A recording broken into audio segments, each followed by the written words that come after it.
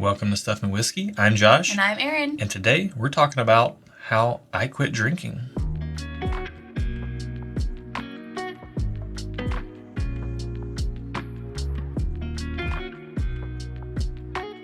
Today's going to be a little bit of a different one. So sometimes you'll be scrolling through YouTube if you watch WhiskeyTube content, and you might see videos get recommended to you. I quit drinking for 90 days. Here's what happened. Yeah. I quit drinking for a year. Here's what happened. Guess what? I quit drinking in the past for about 2 years. And we're going to talk about what happened, why, all that stuff. We're going to get into it. You, in particular, don't have a ton to say about this topic. I do not. As far as the actual quitting drinking part, but you do have commentary on some of the things I'm going to say in this episode. So stay tuned for that. What we want to get into here is what is responsible drinking? How does drinking affect you? We want to be mindful of that. We have a platform here, thanks to your viewership, where we talk about drinking and have a lot of fun with it and have a lot of fun within the community. But it's important to keep that in balance because this is fire, and fire is fun to play with from time to time, but it can burn you if you get careless with it. Yes, absolutely. So we need to be honest about that. So let's go ahead and talk about it. Okay. You personally definitely get burnt out on drinking too much. Yeah, because when we film, if you're a regular viewer of the channel, you know we batch film our content, which is a lot of drinking, and normally we do that over a weekend. So after our filming weekend, I'm telling him, like, I'm good, I don't want to drink, like, ever again in my life. Like, I'm done. Yeah. So I can burn out very easily, especially when I'm drinking for, like, 2 days in a row. So you like to space it out a little bit. Yes. And the consumption standards, and you can look these up and we'll put them up on the screen, but we kind of do live within those, personally speaking. Like, we don't really go over that. We try to stay well under that, honestly well under half of that. However, sometimes with social situations it can be a little bit more than that. But for you, you're very much a moderation and breaks type of person. Like, you like to enjoy alcohol in moderation and then take breaks in between your drinking sessions. Correct. Not have too much stuff back to back. And I will say I'm more of a social setting drinker. Like, I'm more likely to drink with friends and with other people around when we have people over for dinner than I am, like, at the end of the night. Just to kind of cap off the evening or something by myself. Right.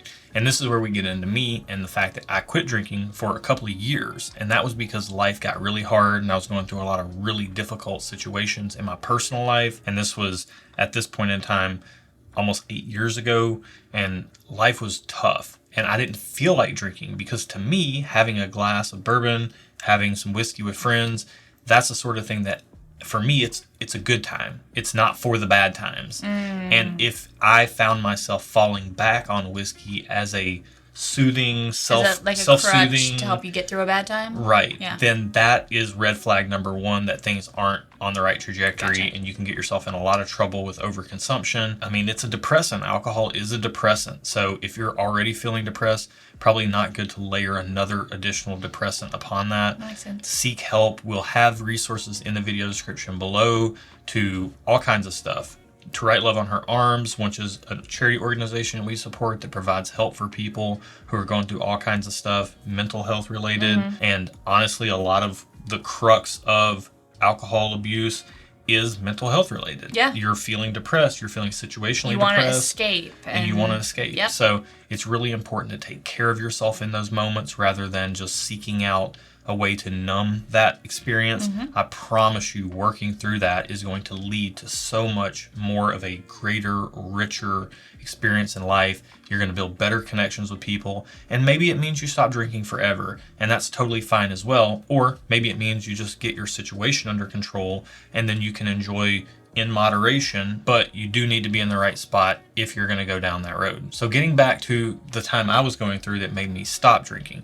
And for me, I needed to focus on my health, mentally, physically, emotionally. Yeah. I needed to get through the hard times that I was in, and stopping drinking helped me focus on that. It gave me the clarity that I needed. I mean, you all the time get on to me if we're having too much social stuff back to back, how drinking affects your sleep. Yep. I mean, it's science. You can't argue with science. It does. And granted, we do have sponsorship with ZBiotics.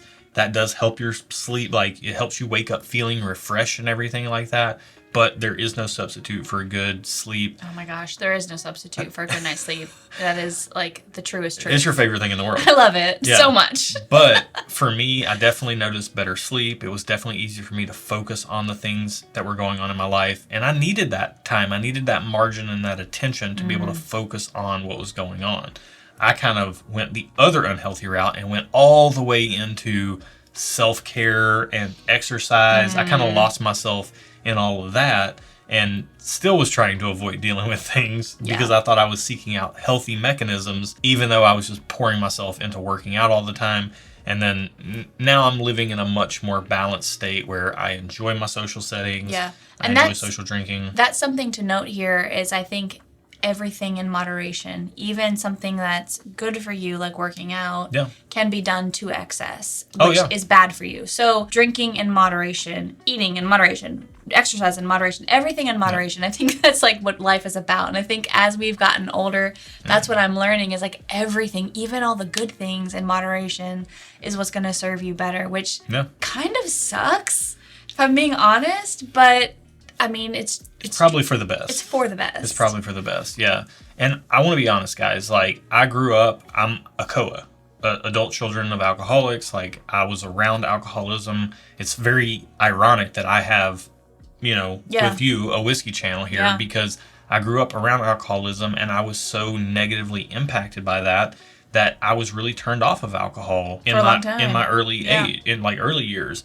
And then I kind of found out that it could be a fun social thing, and I really enjoyed it in that aspect. And then it got to the point where life got really hard, and I knew I needed to take a step away from it. So if you're struggling with that, again, check the video description below for the resources down there that we have for you.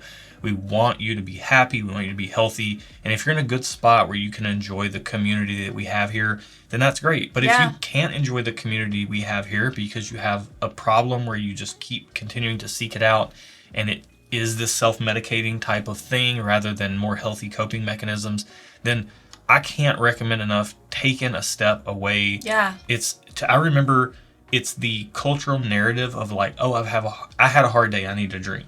Like, that was starting to really bother me because I felt it so much and I knew that wasn't healthy. Gotcha. And that's when I knew I needed to step away. I wasn't having a drink because things were cool and fun and I had a good day and I wanted to just have a pour and enjoy myself. It was like, boy, today was rough. I just need some, and that's red flag number one to me. So you can find community in other ways. You can find community I went to Al-Anon to help me with.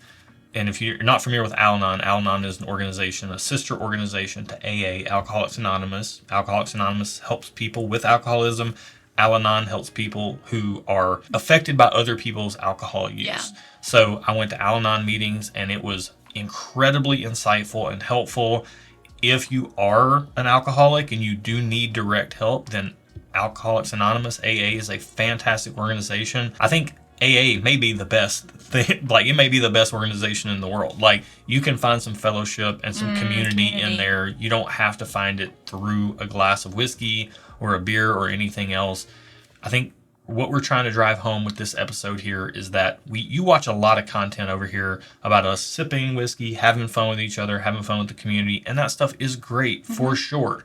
But rule number one, what's my rule number one? Know thyself. Know thyself. And you know yourself, okay?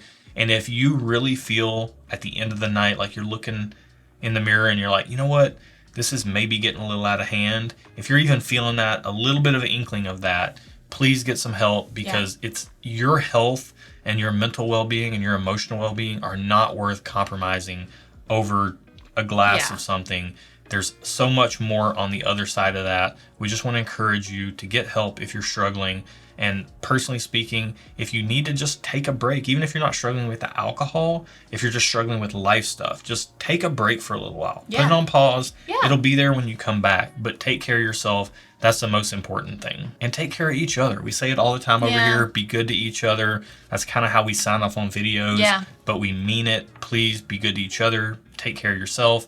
If you like this video, I mean, we don't typically do content like this, but we do try to bring it up every once in a while. Yeah, it's important because of the genre that we're in to discuss. And I think we need to discuss it. And so we will continue to discuss it from time to time. Yeah, absolutely. So hopefully you guys enjoyed this. Hopefully it helped at least one person out there. if this video helped one person, then it was enough for us to make this. Absolutely. Be good to each other. And until next time, cheers.